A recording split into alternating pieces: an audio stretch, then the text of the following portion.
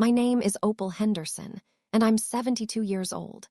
3 days ago, I discovered that my son Curtis had stolen and sold my wedding ring, the ring my late husband Porter gave me 50 years ago when we married. The ring I'd worn every single day for half a century until arthritis forced me to keep it in my jewelry box. I searched everywhere for that ring. I tore apart my bedroom. I looked in every drawer, every pocket, every possible place it could have fallen. And then I found the pawn shop receipt hidden in Curtis's jacket pocket when I was doing his laundry. Wedding band, 14K gold, $280, the receipt read. My wedding ring. The ring Porter worked overtime for a month to buy. The ring he slipped on my finger while promising to love me forever. The ring I'd treasured for 50 years, sold to a pawn shop for $280. That evening, I didn't confront Curtis privately like he probably expected. I didn't have a quiet family conversation where he could lie and manipulate his way out of consequences like he'd done his entire adult life. Instead, I did something Curtis never saw coming. I posted the pawn shop receipt on Facebook, tagged Curtis, and told the entire world, all our family, friends, neighbors, his coworkers, everyone, exactly what he'd done. I exposed every lie he'd been telling about taking care of his elderly mother. I revealed the truth about his theft, his manipulation, his years of taking advantage of me. My son sold my wedding ring. That evening, I sold his lies to the world. And the fallout destroyed everything Curtis had built on those lies. But to understand how I went from being a loving, forgiving mother to someone who publicly exposed her own son, I need to take you back to the beginning. I married Porter Henderson in 1975 when I was 22 years old. Porter was 24, working as a mechanic at a local garage. We didn't have much money, but we had love and hope for the future. Porter saved for months to buy my wedding ring. I told him we could just use a simple band, something inexpensive so we could save money for our future. But Porter insisted. "Opal, this ring is going to be on your finger for the rest of our lives," Porter said. "I want it to be something beautiful, something that shows how much I love you." He worked overtime every Saturday for 2 months, saving every extra dollar. Finally, he took me to a jewelry store and let me pick out any ring I wanted within his budget. I chose a simple 14-karat gold band with a small diamond, nothing fancy or expensive, but beautiful to me because of what it represented. Porter's love, his sacrifice, his commitment. "With this ring, I marry you," Porter said at our wedding, sliding it onto my finger. "I promise to love you, protect you, and cherish you for the rest of my life." Porter kept that promise. For 32 years, until cancer took him from me when I was 54, Porter was the best husband I could have asked for. Curtis was born in 1980, 5 years after Porter and I married. He was our only child. We'd wanted more children, but I had complications after Curtis's birth that made it impossible. "He's perfect," Porter said, holding newborn Curtis in the hospital. "Our son, our perfect boy." Curtis was a difficult baby, colicky, demanding, never slept through the night. As a toddler, he threw terrible tantrums. As a child, he was defiant and challenging. "Opal, Curtis needs discipline," Porter would say after another incident of Curtis misbehaving. "You're too soft on him." "He's just a child," I defend. "He'll grow out of it." But Curtis didn't grow out of it. The defiance, the entitlement, the manipulative behavior, it all continued as he got older. When Curtis was 8, I caught him stealing money from my purse. When I confronted him, he cried and said he'd found the money on the sidewalk and was going to return it to me. "Curtis, I know you took it from my purse," I said. "Lying about it makes it worse." "I'm not lying," Curtis insisted, tears streaming down his face. "Why don't you believe me?" He was so convincing that I almost believed him myself. That was Curtis's gift. He could lie with complete conviction, making you doubt your own perceptions. Porter saw through it. "Opal, he's manipulating you," Porter said. "He stole the money, got caught, and now he's crying to avoid punishment." But I wanted to believe my son, so I gave him the benefit of the doubt. Looking back now, That was my first mistake of many. 20 years ago, when I was 52 and Curtis was 22, Porter was diagnosed with pancreatic cancer. He fought hard for 2 years, but the cancer won. Porter died when I was 54. I was devastated. Porter had been my partner for 32 years, my best friend, my rock. Without him, I felt completely lost. Curtis was supportive immediately after Porter's death, helping with the funeral arrangements, checking on me regularly, acting like the loving son I'd always hoped he'd be. "Mom, I'm here for you," Curtis said at Porter's funeral.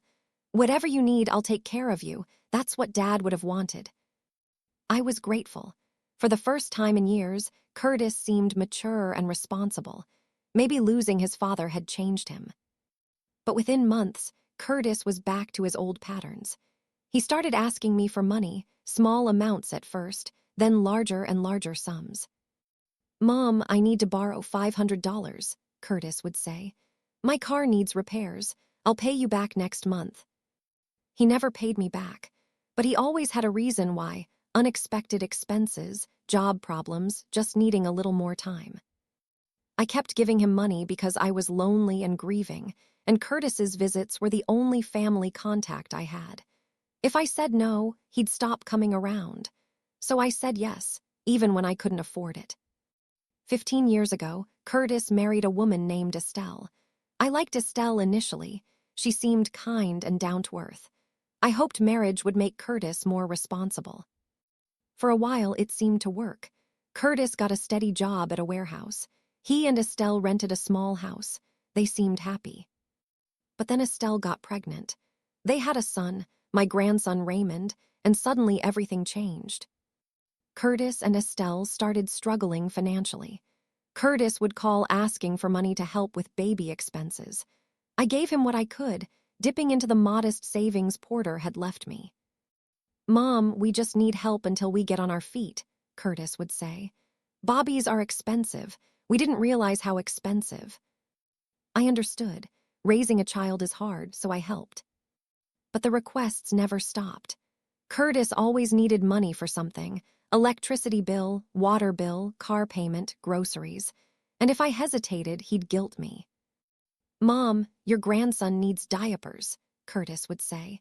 "Are you really going to say no to helping your own grandchild?" Of course I wasn't, so I kept giving money. 10 years ago, Estelle divorced Curtis. According to Estelle, Curtis had been unfaithful and financially irresponsible throughout their marriage. "Opal, I love you, but I can't stay with Curtis," Estelle told me during the divorce. "He lies constantly. He spends money we don't have. He cheated on me multiple times. I deserve better, and Raymond deserves better." I was heartbroken. I'd hoped Curtis would grow up, be responsible, be a good husband and father. Instead, he destroyed his family. After the divorce, Curtis moved back in with me, temporarily, while he got back on his feet. That temporary stay lasted 3 years. During those 3 years, Curtis barely contributed financially. He'd promised to pay rent, but there was always a reason why he couldn't: car trouble, job problems, unexpected expenses. "Mom, I'll pay you back when I get my tax refund," Curtis would say. "I promise." He never did. 7 years ago, Curtis finally moved out of my house. He got a job at a shipping company and rented a small apartment. I thought maybe he was finally becoming independent. But Curtis continued asking me for money regularly, always with some crisis or emergency that required immediate cash. By this point, I was 70 and living on a fixed income, Social Security, and the small pension from Porter's job. I didn't have much money to spare, but Curtis always made me feel guilty for not helping more. "Mom, I'm your son," Curtis would say. "Isn't family supposed to help each other?" "I've been helping you for 30 years, I'd point out. "Maybe it's time you helped yourself." "Wow, okay," Curtis would say, offended. "I guess I know where I stand. When you need help in your old age, don't expect me to be there." That threat always worked. I was afraid of being alone, of having no family to help me as I got older. So I'd apologize and give Curtis whatever money he was asking for. 3 months ago, My arthritis got so bad that I could no longer wear my wedding ring. My finger had swollen, and the ring was cutting off circulation. "Mrs. Henderson, you need to remove that ring," my doctor said. "If you don't, we might have to cut it off to save your finger." I cried as I removed it. That ring had been on my finger for 50 years, through good times and bad, through raising Curtis, through Porter's illness and death, through everything. Taking it off felt like losing Porter all over again. I put the ring in my jewelry box on my dresser, a special velvet box where I kept my most precious items. I looked at it every day, touching it gently, remembering Porter. Curtis knew how much that ring meant to me. He'd seen me cry when I had to take it off. He'd heard me talk about how it was the most valuable thing I owned, not because of its monetary worth, but because of what it represented. He knew, and he stole it anyway. 1 week ago, Curtis came to visit. It was a Sunday afternoon, and he seemed unusually cheerful.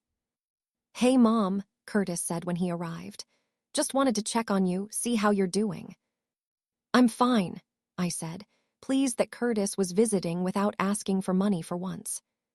We had coffee and talked for about an hour. Then Curtis said he needed to use the bathroom. He was gone for several minutes, longer than a normal bathroom trip. When he came back, he stayed for another 20 minutes, then said he had to leave.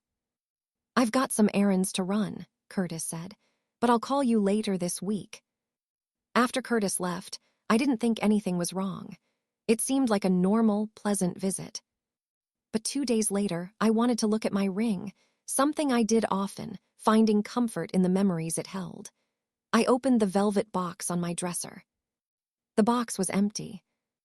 At first, I thought I must have moved it. Maybe I'd put it somewhere else and forgotten. I searched my entire bedroom. I looked in every drawer, every jewelry box, every pocket of every piece of clothing.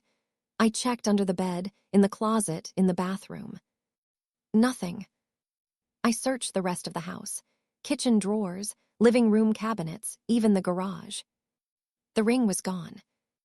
I sat on my bed, trying to remember the last time I'd seen it. 2 days ago, the morning of Curtis's visit, I'd opened the box and touched the ring like I did every morning. It had been there. And then Curtis had visited, and now it was gone. No, I told myself. Curtis wouldn't steal from me. He's my son. He knows how much that ring means to me. But doubt crept in. Curtis had been in the house alone when he went to the bathroom. He'd been gone for several minutes, long enough to go through my jewelry box. Curtis had asked me for money last month, and I'd said no for the first time in years, telling him I couldn't afford to keep giving him cash. He'd been angry. Curtis had financial problems. He was always asking for money, always behind on bills. Curtis knew exactly where I kept the ring. He'd watched me put it there when I first had to take it off. No, I couldn't believe Curtis would do this, but I needed to know for sure. I called Curtis that afternoon. "Curtis, I need to ask you something," I said, trying to keep my voice steady. "What's up, Mom?" Curtis asked. "My wedding ring is missing," I said. "I've searched everywhere. The last time I saw it was the morning you visited on Sunday. Did you see it? Did you maybe move it while you were here?" There was a pause. "No, Mom, I didn't see your ring. Maybe you put it somewhere and forgot. You know your memory isn't what it used to be." "My memory is fine," I said, irritated. "Curtis, the ring was in the velvet box on my dresser Sunday morning. After you left, it was gone. You're the only person who was in my house." "Are you accusing me of stealing your ring?" Curtis asked, his voice turning cold. "I'm not accusing anyone," I said carefully. "I'm just trying to figure out what happened to it." "Well, I didn't take it," Curtis said firmly. "I can't believe you'd even suggest that. I'm your son, Mom. I would never steal from you." "I'm not saying you stole it," I repeated. "I'm just asking if you saw it or moved it." "I didn't touch your ring," Curtis said. "Maybe you're getting confused in your old age. Maybe you put it somewhere else weeks ago and forgot." "I saw it Sunday morning," I insisted. "Well, I don't know what to tell you," Curtis said. "But I'm pretty hurt that you'd call me up and basically accuse me of being a thief, after everything I do for you." "What do you do for me?" I asked, confused. I check on you, I visit you, I make sure you're okay, Curtis said. Most elderly people don't have kids who care as much as I do, but this is the thanks I get being accused of stealing. Curtis, I'm not, I started. I've got to go, Curtis interrupted. I'll talk to you later when you're thinking more clearly. He hung up. I sat there holding the phone, feeling confused and guilty. Was I wrong to suspect Curtis? Was my memory really going? Had I put the ring somewhere else and forgotten? But no, I knew I'd seen that ring Sunday morning. I touched it every single morning. It had been there, and now it was gone. 3 days after my phone call with Curtis, he showed up at my house with a bag of dirty laundry. Hey, Mom, I know you're mad at me, but my washing machine is broken, Curtis said. Can I do a load of laundry here? Despite being suspicious of Curtis stealing my ring, I said yes. Because that's what I always did. I always said yes to Curtis. Leave the bag, I said. I'll wash it for you. Thanks, Mom, Curtis said. I'll pick it up tomorrow. After Curtis left, I took his clothes to the laundry room. As I was sorting through the dirty clothes, checking pockets before washing, something I always did, I felt something in the pocket of Curtis's jacket. I pulled it out. It was a receipt. From Gary's pawn shop, dated 3 days ago, the day after I'd noticed my ring was missing. The receipt listed one item. Wedding band, 14K gold, $280. I stood in my laundry room, staring at that receipt, my hands shaking. Curtis had stolen my ring. He'd lied to my face about it. And then he'd sold it to a pawn shop for $280. My wedding ring. The ring Porter gave me 50 years ago. The ring that symbolized our love and commitment. Sold for less than $300. I felt something I'd never felt toward my son before. Pure rage. For 30 years, I'd made excuses for Curtis. I'd enabled his irresponsibility. I'd believed his lies. I'd given him money I couldn't afford to give because I was afraid of losing him.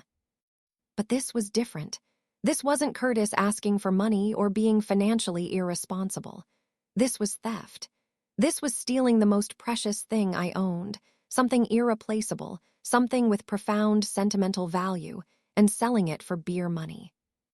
And when I'd asked him about it, he'd lied. He'd gaslit me, suggesting my memory was going, making me feel guilty for even asking. For 30 years, I'd protected Curtis from the consequences of his actions. I'd covered for him. I'd bailaid him out. I'd made excuses to family members about why Curtis was struggling. Not anymore. Curtis had crossed a line, and I was going to make sure everyone knew exactly what he'd done. I sat down at my computer. Yes, I knew how to use a computer. Curtis's suggestion that I was senile and confused was just another manipulation, and I logged into my Facebook account. I took a photo of the pawn shop receipt with my phone and uploaded it to Facebook. Then I wrote a post. This is a receipt I found in my son Curtis Henderson's jacket pocket. 3 days ago, I noticed my wedding ring was missing, the ring my late husband Porter gave me 50 years ago. When I asked Curtis if he'd seen it, he told me I was confused and suggested my memory was going. But he had stolen my ring, sold it to Gary's pawn shop for $280, and lied to my face about it. For 30 years, I've enabled Curtis's irresponsibility and believed his lies. But stealing my dead husband's wedding ring and gaslighting me about my memory is where I draw the line. Curtis, I know you'll see this post. Here's what I want you to know. You are no longer welcome in my house. You are no longer getting money from me. And everyone who's been listening to your lies about what a devoted son you are will now know the truth. I tagged Curtis in the post.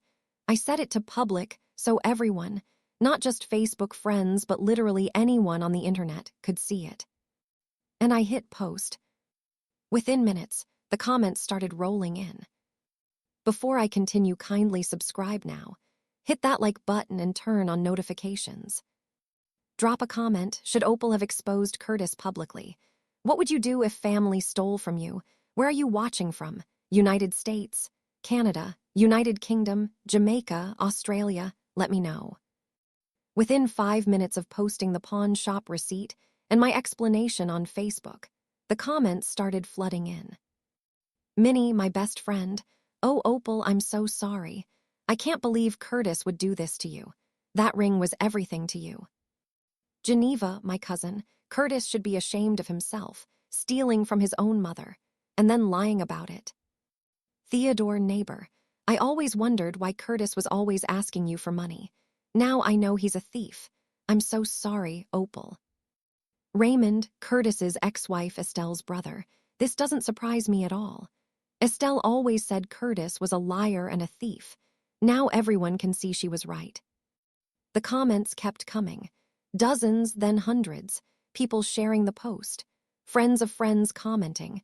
People I didn't even know expressing outrage on my behalf. And then, 20 minutes after I posted, Curtis called. My phone rang. Curtis's name appeared on the screen. I let it ring 3 times before answering. Hello, I said calmly. What did you do? Curtis screamed. Mom, what the hell did you just post on Facebook? I posted the truth, I said quietly. I posted a photo of the pawn shop receipt I found in your jacket and explained that you stole my wedding ring. You had no right to do that, Curtis yelled. That's private. That's between you and me. You don't air family business on social media. You made it my business when you stole from me, I said. And you made it everyone's business when you lied to my face about it. I need you to take that post down right now, Curtis demanded. Delete it, Mom. Delete it right now before more people see it. No, I said simply. What do you mean no? Curtis said, his voice rising even higher. Mom, do you understand what you've done? Everyone can see that post. My friends, my coworkers, my boss might see it. Good, I said. Then they'll all know what kind of person you really are. I can't believe you're doing this to me, Curtis said. I'm your son. You're supposed to protect me, not embarrass me in front of the whole world. Curtis, I protected you for 30 years, I said, my voice steady. I made excuses for you. I bailaid you out financially. I covered for you when you let people down. I enabled every irresponsible thing you did because I was afraid if I stopped, you'd abandon me. So this is revenge, Curtis asked, because I won't be your little puppet anymore. This isn't revenge, I said. This is consequences. You stole something precious from me, something irreplaceable. You sold it for $280. And when I asked you about it, you lied and tried to make me think I was losing my mind. That's not something I'm going to protect you from, Curtis. That's something everyone should know about. If you don't delete that post, you're never going to see me again, Curtis threatened. Is that what you want, to lose your only son? Curtis, I lost my son years ago, I said quietly. The Curtis I raised, the boy I hoped you'd become, doesn't exist. You've proven that over and over. Maybe losing you won't be a loss at all. Curtis was silent for a moment. Then he said, coldly, Fine, you want to play it this way. You're going to regret this, Mom. I promise you that. He hung up. I sat there holding the phone, feeling a strange mix of emotions. Part of me felt guilty. What mother publicly shames her own child? Part of me felt scared. What would Curtis do in retaliation? But mostly, I felt free. For 30 years, I'd been controlled by fear of losing Curtis. Now that fear was gone, because I realized Curtis had never really been mine to lose. He'd been using me all along. Over the next few hours, my Facebook post went viral. It was shared hundreds of times. People who didn't even know me were commenting, expressing outrage at Curtis's behavior. Porter Jr. Porter's brother's son, my nephew. Aunt Opal, I had no idea Curtis was treating you this way. Uncle Porter would be heartbroken to see what Curtis has become. I'm here if you need anything. Ruthie, friend from church. Opal, this breaks my heart. That ring was a symbol of your beautiful marriage to Porter.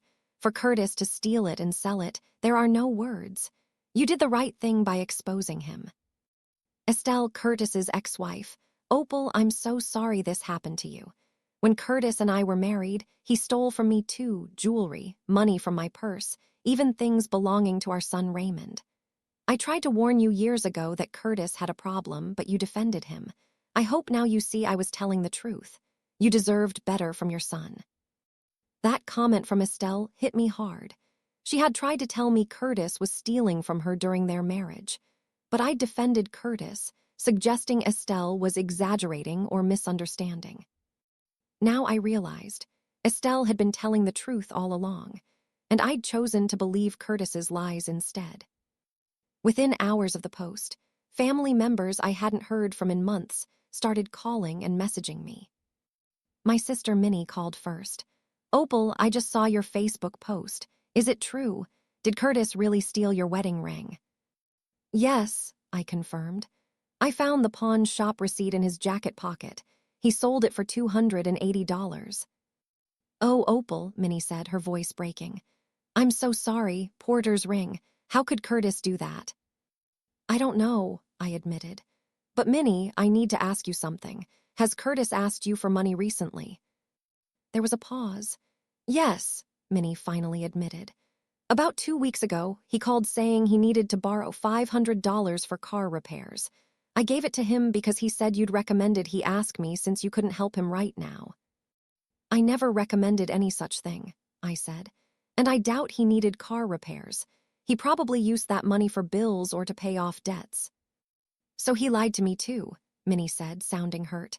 "Opal, how long has this been going on?" 30 years, I said. "Curtis has been asking me for money, stealing from me, and lying to me for 30 years. I just kept making excuses for him because I was afraid of losing my only son." "But you're not afraid anymore?" Minnie asked. "No," I said, "because I realized the son I was afraid of losing never really existed. The real Curtis, the one who would steal his dead father's wedding ring from his elderly mother and lie about it, that's not someone worth being afraid of losing." As the post continued to spread, some of Curtis's friends found it and started commenting, and their comments revealed things I hadn't known. "Mike Thompson, Curtis, bro, this is low even for you. Remember when you borrowed $300 from me last year for emergency dental work and never paid me back? Now I'm wondering if you ever went to the dentist at all." "Jason Rivera, Curtis told me his mom was wealthy and helped him out all the time. Sounds like he's been mooching off an elderly woman on a fixed income. That's pathetic, man." "Sarah Chen, Curtis, you told everyone at work your mom was sick and you were her primary caregiver. Made yourself sound like a devoted son. Turns out you're just a thief who steals from his own mother." I read these comments with growing shock. Curtis had been telling people I was wealthy, that he was my caregiver, that I helped him financially because I wanted to, not because he manipulated and guilted me. The lies ran deeper than I'd realized.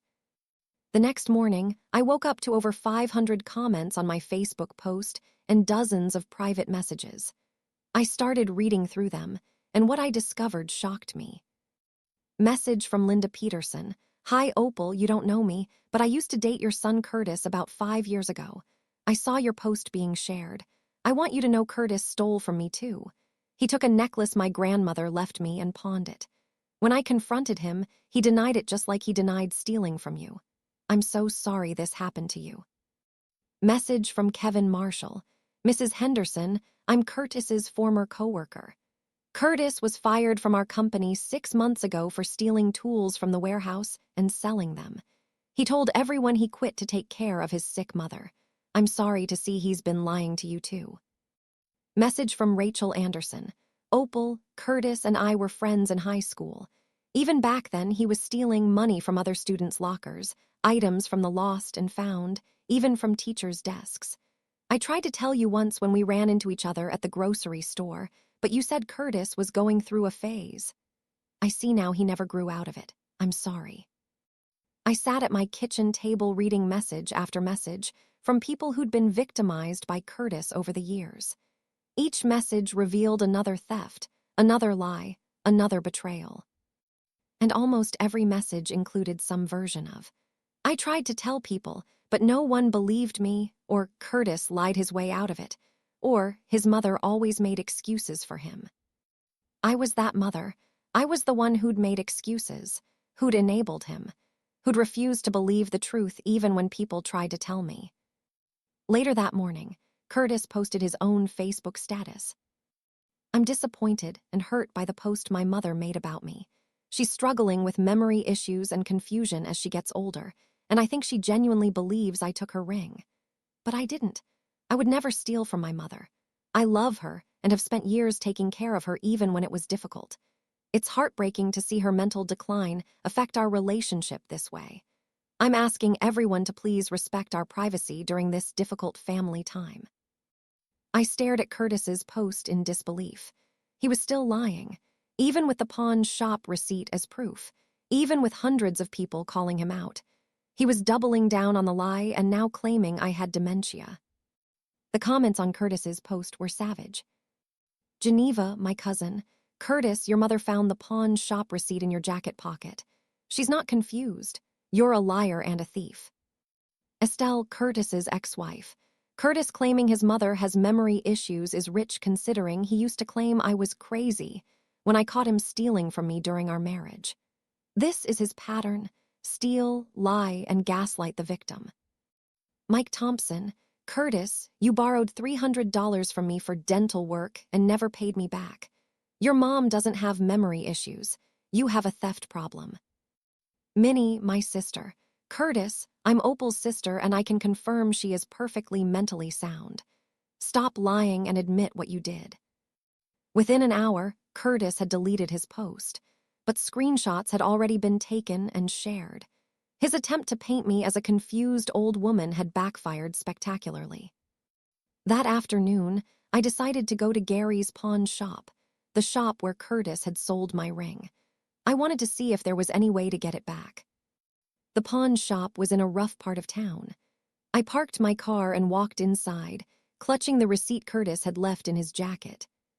"Can I help you?" the man behind the counter asked. His name tag said Gary. "Yes," I said. "I believe my wedding ring was sold to you a few days ago. I have the receipt. I was hoping I could buy it back." I showed him the receipt. Gary looked at it and nodded. "Yeah, I remember this one. Guy brought it in, said it was his grandmother's ring and she'd passed away. I gave him $280 for it." "That man was my son," I said, "and that ring was mine. He stole it from me and sold it without my permission." Gary's expression changed. "Ma'am, I'm real sorry to hear that, but legally, once I buy something, it's mine. If you want it back, you'd have to buy it from me." "How much?" I asked. "Well, I'd sell it for $450, Gary said. "That's what I'd sell it for to any customer." $450. Curtis had sold it for $280, and now I'd have to pay $450 to get my own ring back. "I don't have that much money," I admitted. I was on a fixed income, Social Security and Porter's small pension. $450 was more than I could afford. Gary looked at me with what seemed like genuine sympathy. "Look, I feel bad about this situation. Tell you what, because it's your ring and your son shouldn't have sold it, I'll sell it back to you for $300. That's barely above what I paid for it." "Thank you," I said, relief flooding through me. "But I still need a few days to get the money together." "No problem," Gary said. "I'll hold on to it for you. Just come back when you have the money and it's yours." When I got home, I posted an update on Facebook. "Thank you to everyone who has supported me after learning about my son Curtis stealing and selling my wedding ring. I went to the pawn shop today, and the owner is willing to sell it back to me for $300. He's giving me a discount. However, I'm on a fixed income and it will take me several weeks to save that amount. If anyone would like to help me get my ring back, I've set up a GoFundMe. Even a few dollars would help. The ring isn't valuable monetarily, but it means the world to me sentimentally. Thank you." I posted the GoFundMe link. Within an hour, I'd raised $300. Within 2 hours, I'd raised $600, double what I needed. Minnie donated $50. "Opal, this is for you to get Porter's ring back. You shouldn't have to pay to get your own property back, but we'll make sure you can." Geneva donated $40 for Porter's ring and to help cover any other expenses Curtis's theft has caused you. Theodore Neighbor donated $25. "This is terrible what Curtis did. Hope this helps." Even strangers donated. People who'd seen the story shared and wanted to help an elderly woman get her wedding ring back. I cried reading the comments.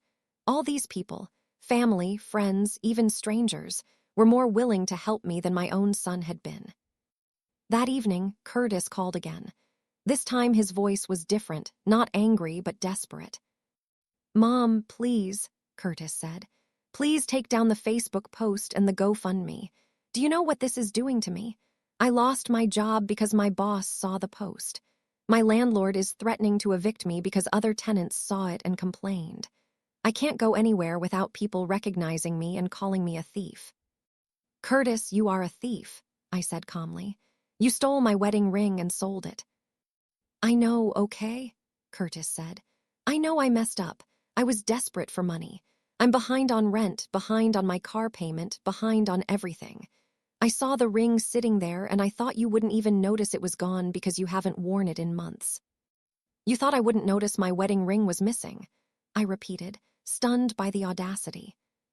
"I was going to buy it back," Curtis insisted. "I was going to go to the pawn shop in a few weeks when I got paid and buy it back before you noticed."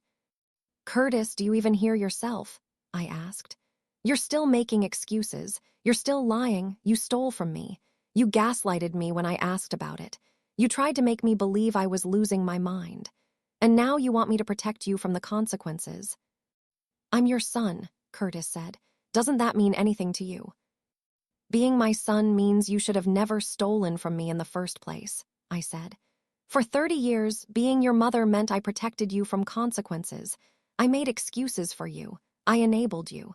But not anymore, Curtis. You did this to yourself." "Fine," Curtis said, his voice turning cold again. "But don't expect me to take care of you when you're old and sick and need help. You burned that bridge." "Curtis, I'm already old," I said. "I'm 72, and you've never taken care of me. I've spent 30 years taking care of you. So that's not a threat. That's just you finally being honest about what our relationship has always been." Curtis hung up without saying goodbye. The next day, my Facebook post was picked up by several news websites.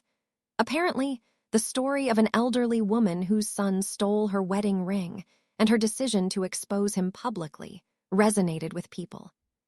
I started getting friend requests and messages from all over the country. People shared their own stories of being stolen from by family members. Others praised me for holding Curtis accountable. A local news station called asking if I'd be willing to do an interview. I hesitated. Did I really want to make this even more public? But then I thought, maybe my story can help someone else. Maybe another parent out there is enabling a thief like I enabled Curtis for 30 years. Maybe they need to hear that it's okay to stop protecting someone who's hurting you, even if that someone is your own child. "Yes," I told the news station. "I'll do the interview." Before I continue, kindly subscribe now. Smash that like button and turn on notifications. Drop a comment. Did Opal do the right thing? Should Curtis face criminal charges? Where are you watching from? 2 days after agreeing to do the news interview, a reporter named Geneva Martinez and a cameraman arrived at my house. Geneva was a woman in her 30s with kind eyes and a professional demeanor. "Mrs. Henderson, thank you for agreeing to speak with us," Geneva said as they set up the camera in my living room. "Your story has touched a lot of people. We've received dozens of calls from viewers who saw your Facebook post being shared and wanted to hear more." "I wasn't sure if I should do this," I admitted. "Part of me feels guilty for exposing my son so publicly, but another part of me thinks maybe my story can help someone else who's being taken advantage of by family." "I think your instinct is right," Geneva said. "We've heard from several viewers who say they're in similar situations. Adult children who steal from elderly parents, parents who make excuses and enable the behavior because they're afraid of losing their children. Your story might give them the courage to set boundaries." Geneva sat across from me, and the cameraman started recording. "Mrs. Henderson, let's start at the beginning," Geneva said. "Tell me about your wedding ring." I took a deep breath and began. "My husband Porter gave me this ring 50 years ago when we got married in 1975, I said. Porter worked as a mechanic. He wasn't wealthy, but he worked overtime every Saturday for 2 months to save enough money to buy me a ring I'd love. He wanted it to be special because he said I'd be wearing it for the rest of my life. I showed Geneva a photo of Porter and me on our wedding day, young, smiling, full of hope. Porter passed away 20 years ago from cancer, I continued. That ring was the last physical connection I had to him. I wore it every single day for 50 years until arthritis in my hands got so bad 3 months ago that I had to take it off. I kept it in a velvet box on my dresser where I could see it and touch it every morning. It reminded me of Porter and the life we built together. And then your son Curtis stole it, Geneva prompted gently. Yes, I said. Curtis visited me one Sunday. While he was here, he went to the bathroom and was gone for several minutes. After he left, I didn't think anything was wrong. But 2 days later, I went to look at my ring and it was gone. I searched everywhere. I tore my house apart looking for it. What did you do when you realized it was missing? Geneva asked. I called Curtis and asked if he'd seen it, I said. He told me he hadn't touched it. He suggested that maybe my memory was going and I'd put it somewhere and forgotten. He made me feel like I was confused and losing my mind. But you weren't confused, Geneva said. No, I confirmed. I knew exactly where that ring had been, and I knew Curtis was the only person who'd been in my house. But Curtis can be very convincing when he lies. For a moment, he almost made me doubt myself. When did you find proof that Curtis had stolen the ring? Geneva asked. 3 days after my phone call with Curtis, he brought a bag of dirty laundry to my house and asked me to wash it for him, I said. While I was going through his jacket pockets before washing, something I always do, I found a receipt from Gary's pawn shop. It was dated the day after I'd noticed my ring was missing. The receipt listed one item, wedding band 14K gold, $280. I showed Geneva a copy of the receipt on camera. Curtis had stolen my wedding ring, the ring that meant everything to me, and sold it for $280, I said, my voice breaking slightly. And when I'd asked him about it, he'd lied to my face and tried to make me think I was senile. What did you do when you found the receipt? Geneva asked. At first, I was going to confront Curtis privately, I said. But then I realized I've been confronting Curtis privately about his lies and theft for 30 years, and nothing ever changed because I always protected him from consequences. I always made excuses for him to other people. I always bailaid him out. So this time, I decided to do something different. You posted the receipt on Facebook, Geneva said. Yes, I confirmed. I posted a photo of the receipt, explained what Curtis had done, and tagged him so all his friends and coworkers would see it. I wanted everyone to know the truth about Curtis, that he's not the devoted son he pretends to be. He's a thief who stole from his elderly mother and then lied about it. That post has now been shared thousands of times, Geneva said. How do you feel about the response? Overwhelmed, I admitted. I never expected it to spread like this. But I've also received hundreds of messages from people sharing their own stories of being stolen from or taken advantage of by family members. And many of them say my story gave them courage to stop enabling the people who were hurting them. If my story helps even one person set boundaries with a toxic family member, then the public embarrassment Curtis experienced was worth it. Geneva shifted in her seat, and I could tell she was about to ask a harder question. Mrs. Henderson, some people might say you should have handled this privately, that airing family problems on social media was inappropriate, Geneva said. What would you say to those critics? I'd say they're right that family problems are usually private matters, I responded. But Curtis forfeited the right to privacy when he stole from me and lied about it. And more importantly, by keeping Curtis's behavior private for 30 years, I enabled him to keep doing it. He stole from his ex-wife Estelle, but I didn't believe her. He stole from friends who tried to warn me, but I made excuses for him. By protecting Curtis's reputation, I allowed him to keep victimizing people.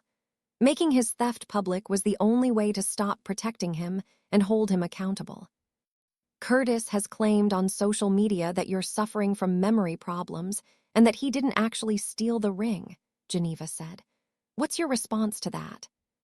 Curtis is lying, which is what he's done his entire life, I said firmly. I have the pawn shop receipt with his name on it. I have testimony from the pawn shop owner confirming Curtis sold the ring. I have messages from multiple people saying Curtis has stolen from them too.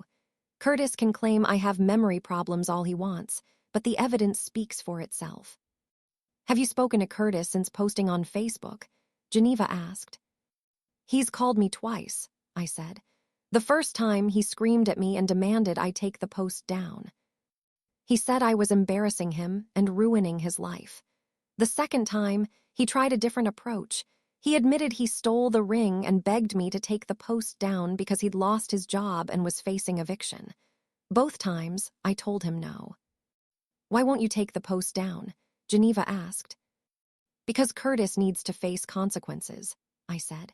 For 30 years, I've been protecting him from the results of his own actions. Every time he did something wrong, I made excuses. Every time someone tried to hold him accountable, I defended him. I enabled Curtis to become the person he is today, a liar and a thief who thinks he can steal from his own mother without consequences. By refusing to take the post down, I'm finally teaching Curtis that actions have consequences. It's a lesson I should have taught him 30 years ago. Geneva paused, then asked gently, Mrs. Henderson, this must be incredibly painful for you. Curtis is your only child. Do you worry that you've permanently damaged your relationship with him? I felt tears forming. Of course I worry about that, I said. Curtis is my son. I gave birth to him. I raised him. I love him. But Geneva, I've realized something. The Curtis I love, the son I always hoped he'd be, doesn't really exist. The real Curtis is someone who steals from his elderly mother and lies about it. The real Curtis values money more than he values our relationship. And maybe I need to stop loving the imaginary Curtis and start dealing with the real one. What would you want to say to Curtis if he's watching this interview? Geneva asked. I looked directly at the camera. Curtis, I know you're angry with me for exposing what you did, but I want you to understand something. I didn't ruin your life. You ruined your own life by stealing from people who trusted you, by lying to people who loved you, and by thinking you could avoid consequences forever. I spent 30 years enabling you, protecting you, and making excuses for you. And all that did was allow you to become a worse person. So I'm done protecting you. If you lose your job, your apartment, your friends, that's not because of what I posted on Facebook. That's because of who you chose to be. I paused, wiping away tears. But Curtis, I also want you to know, it's not too late to change. You're 45 years old. You can still decide to become an honest, responsible person. You can get help for whatever issues drive you to steal and lie. You can make amends to the people you've hurt. I'll never forget what you did to me, but if you genuinely change, if you become the person your father hoped you'd be, maybe someday we can have some kind of relationship again. But that's on you, not me. The cameraman kept filming as I cried. Geneva handed me a tissue. Thank you for your honesty, Mrs. Henderson, Geneva said. I have one more question. Have you been able to get your ring back? Yes, I said, smiling through my tears. After I posted about Curtis stealing my ring, I went to the pawn shop where he'd sold it. The owner, Gary, still had it. He was kind enough to offer to sell it back to me for $300, less than what he'd normally charge, because he felt bad about the situation. But $300 is still money you didn't have, Geneva observed. Right, I confirmed. I'm on a fixed income, Social Security, and a small pension from my husband's job. $300 was more than I could afford to spend. So I posted a GoFundMe, just hoping maybe a few people would help. And what happened? Geneva asked. Within 2 hours, I'd raised over $600, double what I needed, I said, my voice filled with emotion. My sister donated. My cousins donated. My neighbors donated. Even complete strangers who'd seen my story being shared donated. People sent messages saying they'd been through similar situations with their own family members and wanted to help. I pulled out my wedding ring. I'd picked it up from the pawn shop the day before and showed it to the camera. This is Porter's ring, I said, touching it reverently. I got it back thanks to the kindness of strangers who cared more about helping me than my own son did. The extra money people donated, I'm using to pay for changing the locks on my house because I don't trust Curtis not to try to steal from me again. Have you put the ring back on? Geneva asked. Not yet, I said. My arthritis is still too bad, but I keep it in a safe now instead of just in a jewelry box on my dresser. I learned my lesson about leaving valuable things where Curtis can get to them. The interview aired that evening on the local news. Within hours, it had been picked up by national news outlets. My story was suddenly everywhere, on news websites, on social media, even on morning talk shows. My phone rang constantly. News producers wanted me for interviews. Podcasts wanted me as a guest. Publishers wanted me to write a book about enabling toxic adult children. It was overwhelming, but one call stood out. "Mrs. Henderson, my name is Porter Stevens, and I'm an attorney," the man said. "I saw your news interview. I'm calling to let you know you may have grounds for a civil lawsuit against your son for theft, and potentially criminal charges as well if you want to pursue them." "Criminal charges," I repeated, surprised. "Yes," Porter confirmed. "What your son did, stealing your property and selling it, is a crime. You have the pawn shop receipt as evidence. You could file a police report, and the district attorney could decide whether to prosecute Curtis for theft." "I don't know if I want Curtis to go to jail," I said hesitantly. "That's completely understandable," Porter said. "But I want you to be aware of your options. Additionally, you could file a civil lawsuit to recover the money Curtis has stolen from you over the years. Based on what you said in the interview, you've given Curtis thousands of dollars over 30 years that he never paid back, plus he stole and sold your ring. You could potentially recover some of that money through a civil judgment." "I'll think about it," I said. "Thank you for calling." After hanging up, I sat thinking. Did I want to press criminal charges against my own son? Did I want to sue him? That evening, I received a message on Facebook from a woman named Ruthie Taylor. "Mrs. Henderson, my name is Ruthie. I'm Curtis's neighbor. I saw your interview on the news. I need to tell you something. Curtis stole from me too. About a month ago, I had a package delivered, a necklace I'd ordered online. It was left on my doorstep, but when I got home from work, it was gone. Curtis lives in the apartment next to mine. I asked him if he'd seen my package, and he said no. But 2 weeks later, I saw a pawn shop receipt in Curtis's trash. He'd sold a gold necklace for $75. It was my necklace. I didn't file a police report because I didn't have proof it was Curtis who took it. But after seeing your interview, I believe you. And I wanted you to know Curtis is still stealing." I responded, "Ruthie, thank you for telling me. Would you be willing to file a police report now? With my case and yours, there's a pattern of theft that police should know about." Ruthie wrote back, "Yes, I'll go to the police tomorrow."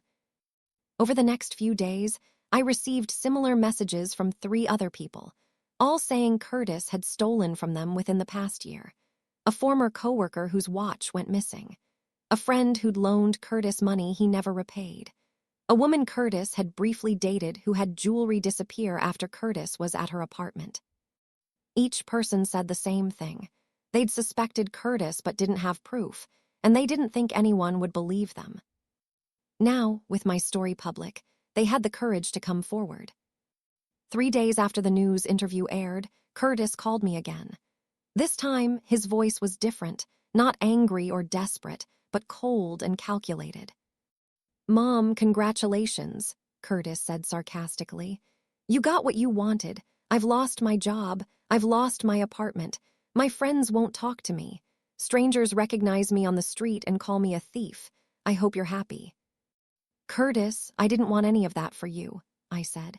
"I wanted you to face consequences for stealing from me, yes, but I never wanted to destroy your life." "Well, you did," Curtis said flatly. "You know what else you did? You've opened the door for other people to come after me. Did you know your neighbor Ruthie filed a police report against me for supposedly stealing her necklace? And 2 other people have come forward with accusations. The police called me today. They want to question me about multiple thefts." "Curtis, if you didn't steal from those people, you have nothing to worry about," I said. "You know I did," Curtis said quietly. "You know I've been stealing for years. And you enabled it by always making excuses for me, always bailing me out, always protecting me. Now suddenly you decide to stop, and my whole life falls apart. Curtis, are you really blaming me for the consequences of your own theft? I asked, incredulous. I'm saying you created the monster, Mom, Curtis said. You raised me to believe I could do whatever I wanted and you'd always be there to clean up the mess.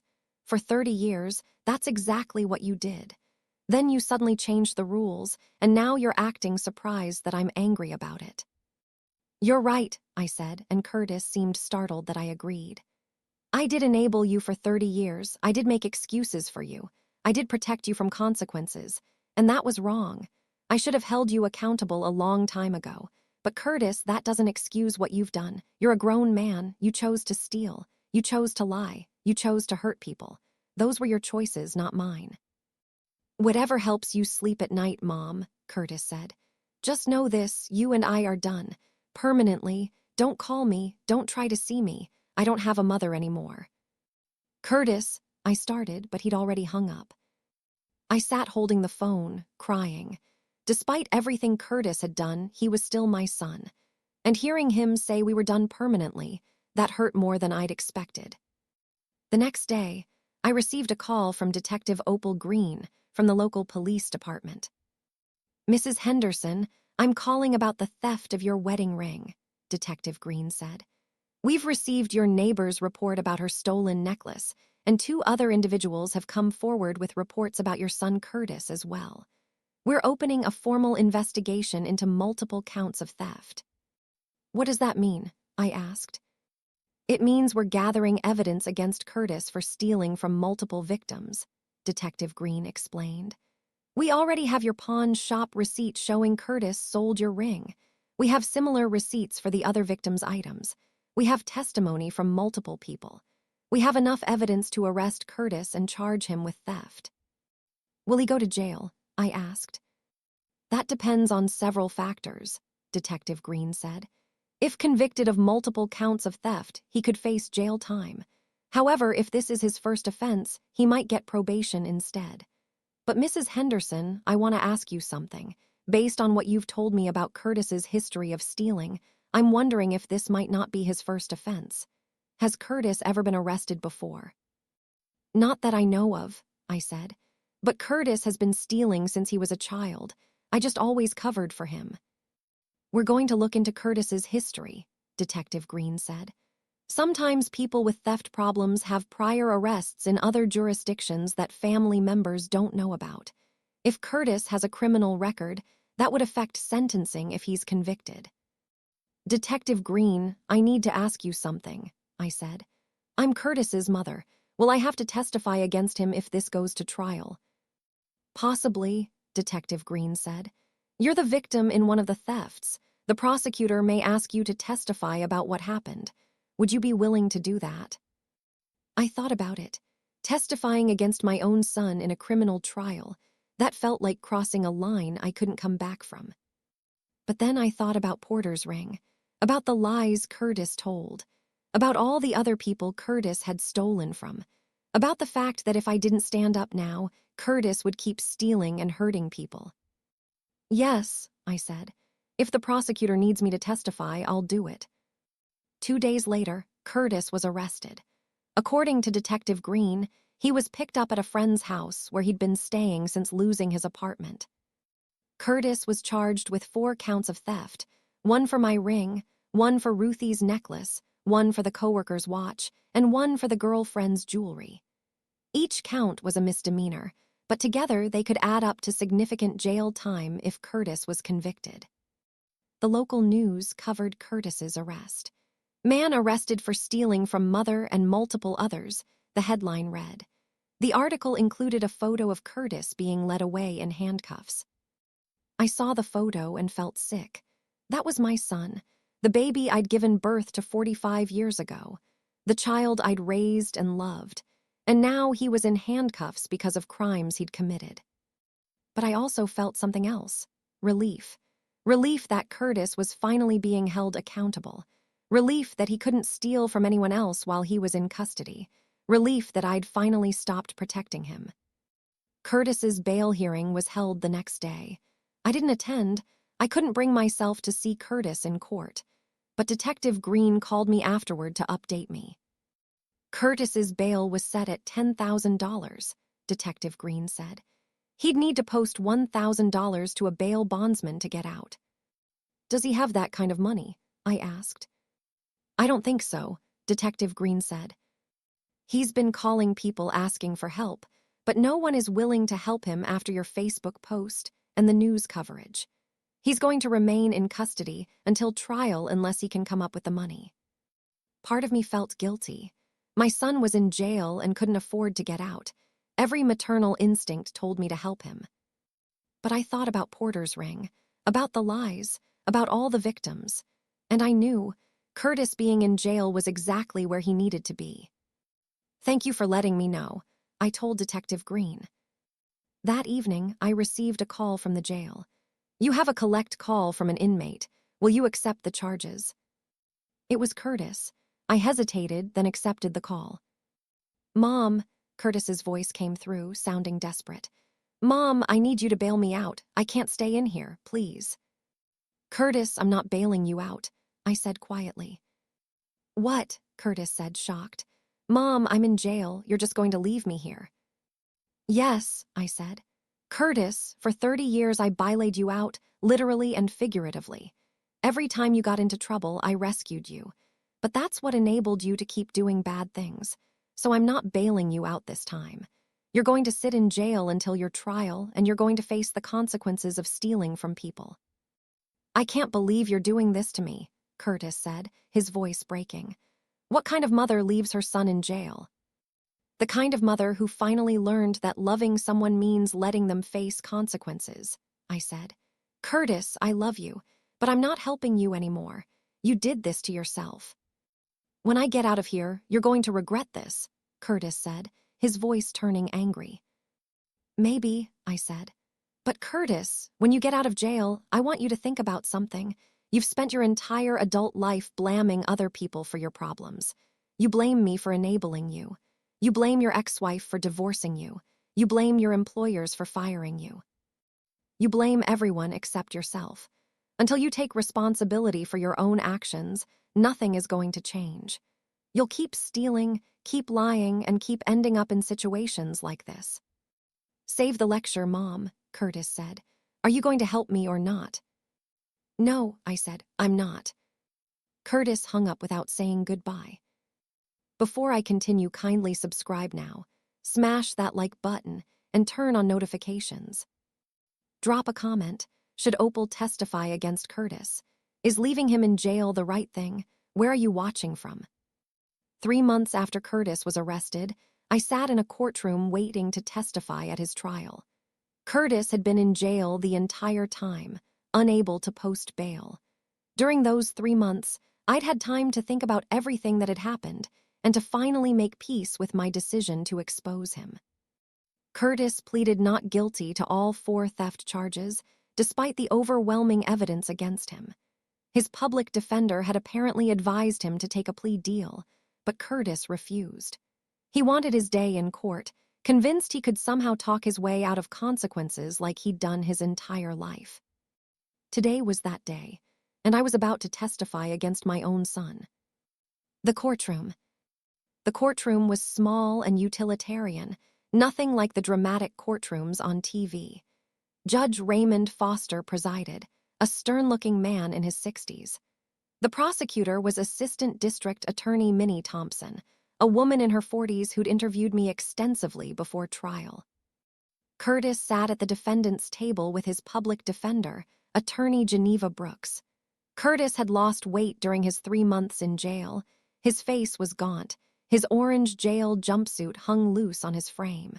He wouldn't look at me as I entered the courtroom. The jury, 12 people ranging from their 20s to their 70s, sat in the jury box, looking at Curtis with expressions ranging from curiosity to judgment.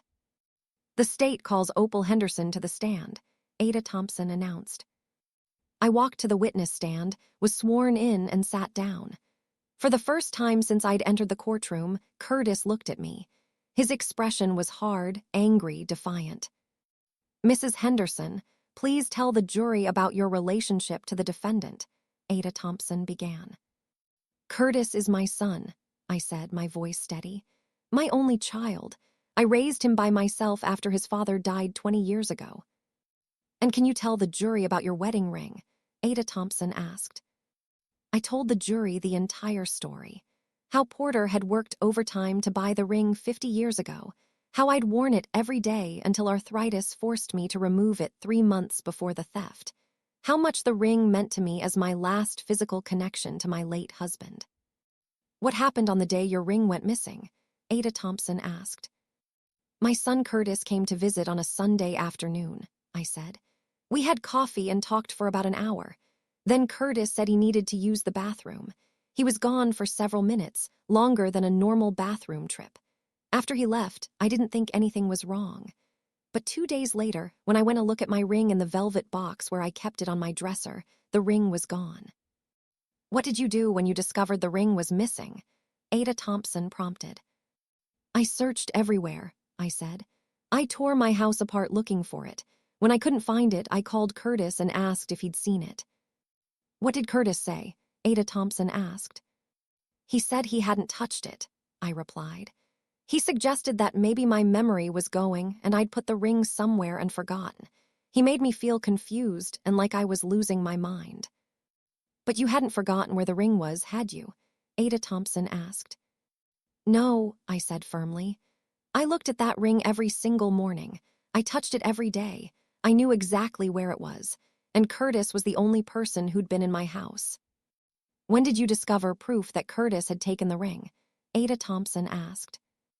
3 days later, Curtis brought dirty laundry to my house and asked me to wash it, I said. While checking pockets before washing, something I always do, I found a receipt from Gary's pawn shop dated the day after I'd noticed my ring was missing. The receipt showed Curtis had sold a 14-karat gold wedding band for $280. Ada Thompson entered the pawn shop receipt into evidence and showed it to the jury. Several jury members leaned forward to look at it. Mrs. Henderson, what did you do after finding this receipt? Ada Thompson asked. I posted it on Facebook, I said. I posted a photo of the receipt, explained that Curtis had stolen my wedding ring, and tagged him so everyone would know the truth. Why did you choose to make this public rather than handling it privately? Ada Thompson asked. Because I'd been handling Curtis's theft privately for 30 years, I said.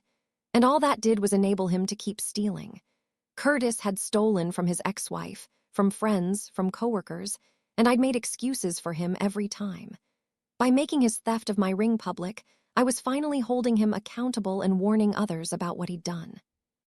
Mrs. Henderson, how much is your wedding ring worth monetarily? Ada Thompson asked. Gary at the pawn shop said maybe $400 to $500, I said. It's not an expensive ring, but to me, it's priceless. It's the ring my husband gave me 50 years ago. It represents our love and commitment.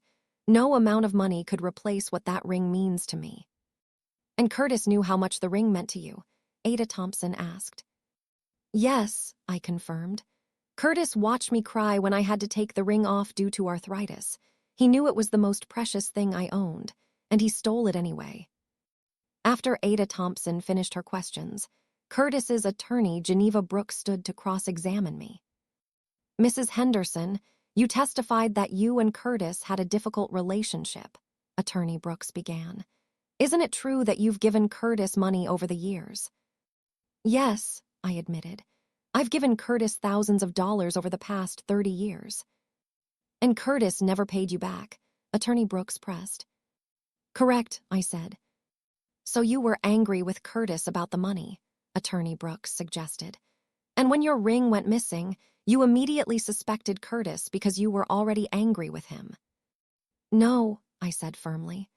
I suspected Curtis because he was the only person who'd been in my house, and I found the pawn shop receipt in his jacket proving he'd sold a wedding band the day after my ring disappeared. Mrs. Henderson, you're 72 years old, Attorney Brooks said. Isn't it possible that you misplaced the ring and forgot where you put it? I'm 72, not 92, I said, annoyed. My memory is fine. I saw that ring the morning Curtis visited. After he left, it was gone. And the pawn shop receipt proves Curtis sold it. The pawn shop receipt shows a wedding band was sold, Attorney Brooks corrected. but it doesn't specifically identify the band as yours. The receipt is dated the day after my ring disappeared, I pointed out. Curtis doesn't have a wedding band of his own. He's been divorced for 10 years. Whose wedding band would he be selling if not mine? Attorney Brooks had no good answer to that. She tried a few more questions, but the evidence was too strong. Finally, she gave up. No further questions, Attorney Brooks said, returning to her seat. After I testified, Ada Thompson called other witnesses. Gary from the pawn shop testified that Curtis had sold him the ring, claiming it had belonged to his deceased grandmother. Gary described the ring in detail, and it matched my ring exactly. Ruthie, Curtis's neighbor, testified about her missing necklace and the pawn shop receipt she'd found in Curtis's trash. Kevin Marshall, Curtis's former coworker, testified about the stolen watch. Linda Peterson, Curtis's ex-girlfriend, testified about jewelry that had disappeared after Curtis visited her apartment. Each witness told a similar story. Curtis had stolen something valuable, pawned it for cash, and lied when confronted. The pattern was undeniable. Against his attorney's advice, Curtis decided to testify in his own defense. I think he believed he could charm the jury, convince them he was a victim of circumstances rather than a thief. It didn't work. Mr. Henderson, did you take your mother's wedding ring? Ada Thompson asked during cross-examination. No, Curtis said, I did not. Then how do you explain the pawn shop receipt found in your jacket showing you sold a wedding band the day after your mother's ring went missing? Ada Thompson asked. I found that ring, Curtis claimed. I found it on the sidewalk near my apartment. I didn't know it was my mother's ring. I just thought it was a ring someone had lost, so I sold it. Several jury members looked skeptical. The story was absurd. You found a 14-karat gold wedding band on the sidewalk, Ada Thompson repeated slowly. The day after your mother's identical wedding band went missing from her bedroom that you'd been in, and you didn't think the two might be connected. I didn't know my mother's ring was missing, Curtis insisted. She didn't tell me until days later. Mr. Henderson, you testified that you visited your mother on Sunday, Ada Thompson said. Your mother called you on Tuesday to ask if you'd seen her ring. That's 2 days, not days later. And you told her you hadn't seen it. Were you lying? I hadn't seen it in her house, Curtis said. I'd found a ring on the sidewalk. I didn't know it was hers. What a remarkable coincidence, Ada Thompson said sarcastically. Mr. Henderson, have you stolen from people before? Objection, relevance, Attorney Brooks called out. Your Honor, the defendant's pattern of theft is relevant to this case, Ada Thompson argued. I'll allow it, Judge Foster ruled. Mr. Henderson, answer the question. Curtis shifted uncomfortably. I've made mistakes, he admitted. When I was younger, I took things I shouldn't have, but I've changed. You've changed, Ada Thompson repeated. Mr. Henderson, 4 witnesses have testified that you stole from them within the past year. That doesn't sound like someone who's changed. Curtis had no good answer. He stammered out some excuse about being financially desperate, but it was clear the jury didn't believe him. After all the testimony was complete, both sides gave closing arguments. Ladies and gentlemen of the jury, Ada Thompson began, this case is about a man who stole from the person who loved him most, his own mother. Curtis Henderson didn't just steal any item. He stole a wedding ring that had profound sentimental value. He stole it knowing how much it meant to his mother. And when she asked him about it, he lied and tried to make her think she was losing her mind. The evidence in this case is overwhelming, Ada Thompson continued. We have the pawn shop receipt. We have testimony from the pawn shop owner.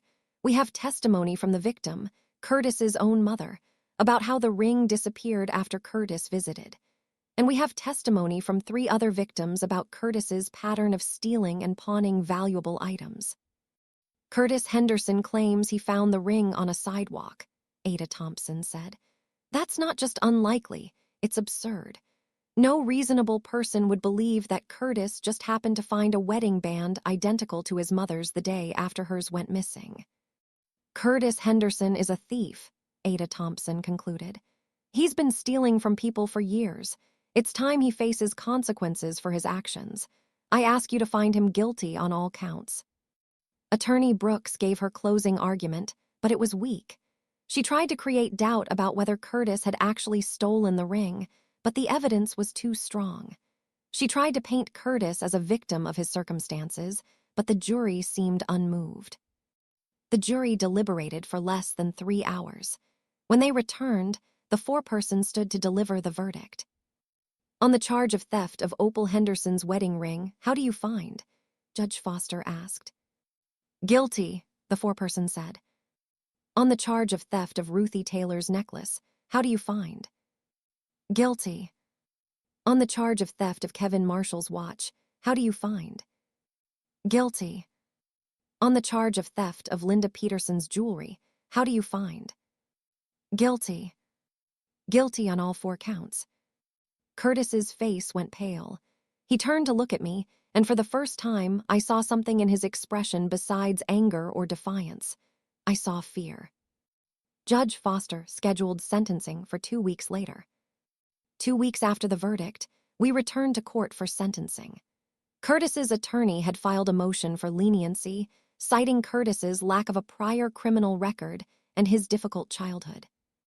But Ada Thompson filed a response arguing for jail time, citing the multiple victims, the breach of trust involved in stealing from family and romantic partners, and Curtis's complete lack of remorse. "Mr. Henderson, do you have anything to say before I impose sentence?" Judge Foster asked. Curtis stood. For a moment, I thought he might apologize. Instead, he said, "Your Honor, I think this whole trial has been unfair. My mother turned the whole community against me by posting that stuff on Facebook. The jury was biased before they ever heard any evidence. I didn't get a fair trial." Judge Foster's expression hardened. "Mr. Henderson, you're blaming everyone except yourself. You blame your mother for exposing your theft. You blame the jury for being biased. You blame circumstances for your financial problems. But you don't take any responsibility for stealing from multiple people, including your own elderly mother." This court has heard testimony from 4 victims. Judge Foster continued. 4 people you stole from and lied to. Your mother's wedding ring alone, the ring her late husband worked overtime to buy 50 years ago, that theft is particularly egregious. You didn't just steal an item of monetary value. You stole something irreplaceable, something with profound sentimental value from the woman who raised you. The fact that you show no remorse, no understanding of how your actions hurt people, tells me you're likely to offend again if not given a significant punishment," Judge Foster said. Judge Foster picked up his gavel. "Curtis Henderson, on each of the 4 counts of theft, I sentence you to 365 days in county jail, sentences to run concurrently. That means you'll serve 1 year total, with credit for the 3 months you've already served while awaiting trial. Additionally," Judge Foster continued, "I'm ordering you to pay restitution to each of your victims. $300 to Opal Henderson for the cost of buying back her ring from the pawn shop, $75 to Ruthie Taylor for her necklace, $120 to Kevin Marshall for his watch, and $85 to Linda Peterson for her jewelry. Total restitution of $580. Finally," Judge Foster said, "upon your release from jail, you'll be on probation for 2 years. During that probation, you're prohibited from contacting your mother or any of the other victims without their express written permission. You'll also be required to attend counseling for theft-related issues and maintain steady employment." The gavel came down. Curtis would spend the next 9 months in jail, then 2 years on probation with restrictions. As the bailiff led Curtis away, he looked at me one more time. This time, his expression wasn't angry. It was sad, defeated, maybe, finally, understanding what his choices had cost him. 6 months after Curtis was sentenced, I'm 73 years old and living a life I never imagined. Curtis is still in jail, serving the remainder of his sentence. According to his probation officer, Curtis has been a model prisoner, attending counseling, working in the jail kitchen, causing no problems. The probation officer thinks Curtis might actually have learned something from this experience. Maybe. Or maybe Curtis is just on his best behavior because he has no other choice. As for me, I've become an unexpected advocate for elderly people being taken advantage of by family members. After my story went viral, I was invited to speak at senior centers, community groups, and even a state legislative hearing about elder financial abuse. I tell my story about how I enabled Curtis for 30 years, about how he stole my wedding ring, about how exposing him publicly was the hardest and best thing I'd ever done. I spent 30 years protecting my son from consequences, I tell audiences. I thought that's what loving parents do. You protect your children no matter what. But I learned too late that protecting someone from consequences isn't love. It's enabling. Real love means holding people accountable, even when it's hard, even when it's your own child. My Facebook post, the one that started everything, is still up. It's been shared over 50,000 times. I still get messages every day from people thanking me for sharing my story, saying it gave them courage to stop enabling toxic family members. I've also reconnected with family members I'd been estranged from for years. My sister Minnie now visits me weekly. My cousin Geneva calls me regularly. Even Curtis's ex-wife Estelle reached out to apologize for not trying harder to make me see the truth about Curtis years ago. You weren't ready to hear it, I told Estelle. I had to figure it out on my own. Porter's wedding ring sits in a safe in my bedroom now, no longer in a simple jewelry box where it could be stolen. I still take it out every morning and hold it, remembering Porter and the life we built together. The ring survived Curtis's theft and my 3-month ordeal of getting it back. In a way, it's even more precious to me now, not just because of what it represented originally, but because of what it taught me about enabling, consequences, and the difference between love and codependency. Sometimes I wonder if I should have handled things differently. Maybe I should have confronted Curtis privately instead of posting on Facebook. Maybe I shouldn't have testified against him at trial. Maybe I should have bylaid him out of jail. But then I remember, I tried handling things privately for 30 years. It never worked. Curtis never changed because he never faced real consequences.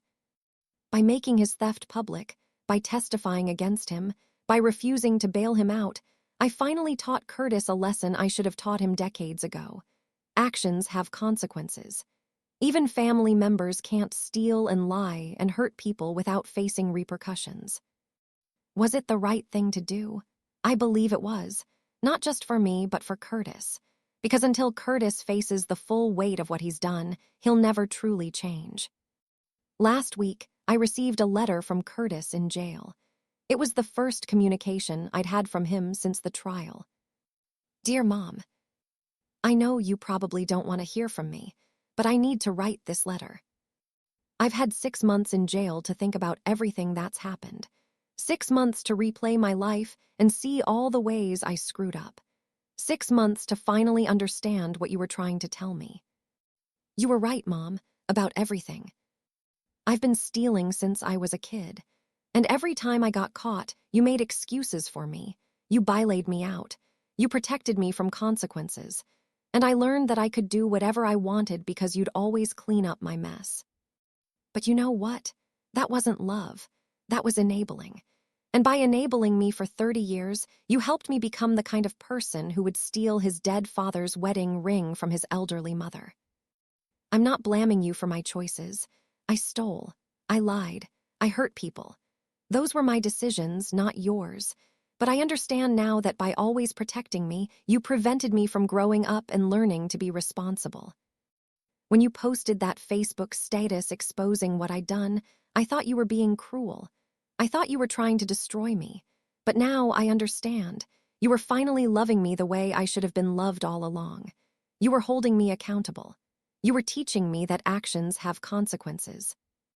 It took me getting arrested, convicted, and locked up for me to finally understand that. I don't know if you'll ever forgive me for stealing Dad's ring. I don't know if we'll ever have a relationship again. But I want you to know I'm getting help in here. I'm in therapy learning about why I steal. I'm working on taking responsibility for my choices. I'm trying to become the person Dad wanted me to be. When I get out in 3 months, I'm not going to ask you for money. I'm not going to ask you for anything. I'm going to get a job, pay my restitution, stay clean, and prove through my actions, not my words, that I've changed. I love you, Mom. I'm sorry for everything I put you through. Curtis. I read the letter 3 times, crying. Was it genuine? Or was Curtis just manipulating me again, saying what he thought I wanted to hear? I didn't know, and honestly, it didn't matter right now. What mattered was that Curtis was in jail facing consequences. What mattered was that I'd stopped enabling him. What mattered was that I'd finally chosen my own well-being over protecting Curtis from the results of his own actions. If Curtis genuinely changed after his release, if he got a job, paid his restitution, stayed out of trouble, then maybe, years down the road, we could have some kind of relationship again. But that was his responsibility, not mine. My job wasn't to save Curtis anymore. My job was to live my life with dignity and peace, surrounded by people who treated me with respect. I'm Opal Henderson, 73 years old, and my son sold my wedding ring for $280. That evening, I sold his lies to the world by posting the pawn shop receipt on Facebook. That post went viral. Curtis lost his job, his apartment, his reputation. He was arrested and convicted of theft. He spent a year in jail. Some people think I was too harsh. They say I should have handled it privately, that I shouldn't have publicly shamed my own son, that I shouldn't have testified against him in court. But I did what I should have done 30 years ago. I held Curtis accountable for his actions. I stopped protecting him from consequences. I stopped enabling his theft and lies. Was it the right thing to do? Yes, absolutely yes. Because for 30 years, my love for Curtis, the enabling, the excuses, the bailouts, had only made him worse. It had taught him he could steal and lie without facing consequences. It had turned him into a man who would steal his dead father's wedding ring from his 72-year-old mother. Real love means holding people accountable. Real love means letting people face consequences. Real love means teaching responsibility, not rescuing people from the results of their own choices. I spent 30 years being the wrong kind of loving mother. Finally, at 72, I learned to be the right kind. My son sold my wedding ring. That evening, I sold his lies to the world. And by doing so, I saved myself, and maybe, just maybe, I saved him too. Because Curtis will never change as long as someone is protecting him from consequences. And I'm done being that someone. My job now is to live the rest of my life with peace, dignity, and the respect I deserve. Surrounded by Porter's ring, safely locked away this time, and by people who treat me with love and kindness. Curtis destroyed the relationship we had. But maybe, if he truly changes, we can build something new, something healthier. Something based on mutual respect instead of codependency. But that's up to Curtis. I've done my part. I've taught him the lesson he needed to learn. Actions have consequences, even for family, even for mothers and sons, even after 30 years of being protected from them. My son sold my wedding ring. I sold his lies to the world, and we both got exactly what we deserved. This story proves that enabling isn't love, accountability is. It's never too late to stop protecting toxic family. Public exposure can stop patterns of abuse.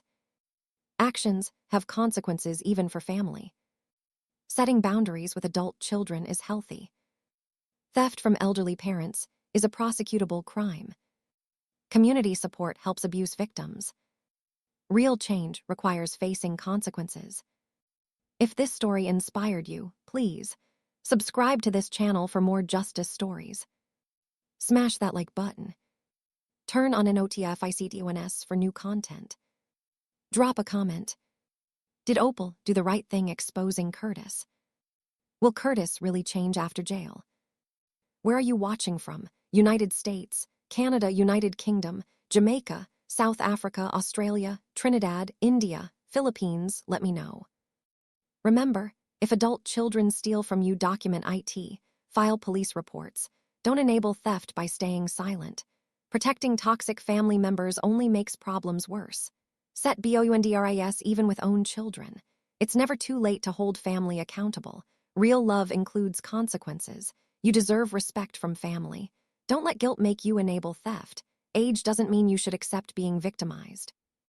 Opal's son Curtis stole her wedding ring and sold it for $280. She posted pawn receipt on Facebook exposing him to everyone. Curtis arrested, convicted of 4 counts of theft, sentenced to 1 year jail. Opal testified against own son, became advocate helping other victims of family theft. Curtis in jail, possibly learning consequences. Opal proved enabling isn't love, accountability is. Thank you for following this powerful journey from theft to exposure to justice to healing. Until the next story, hold family accountable, set boundaries, and never enable toxic behavior.